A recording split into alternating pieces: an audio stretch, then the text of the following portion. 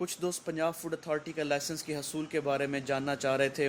تو دوستو یہ پروسیس بالکل آسان ہے. اس کو آپ آن لائن اپلائی کر سکتے ہیں، اور اگر آپ ان کا فزیکلی کسی دفتر میں جا کے حاصل کرنا چاہیں تو وہ بھی ایک آسان سا پروسیس ہے. وہاں پر آپ ایک نئے اس کے لیے اپلیکیشن فارم حاصل کریں گے. اپلیکیشن کو فل کر کے آپ جمع کرائیں گے.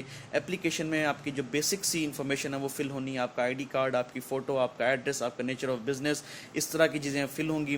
اس کے بعد ہو سکتا ہے کہ پنجاب فوڈ اتھارٹی آپ کے اسٹور کو وزٹ کرے یا آپ کو وہیں پہ ہی آپ کی اپلیکیشن آگے فارورڈ کر دیں.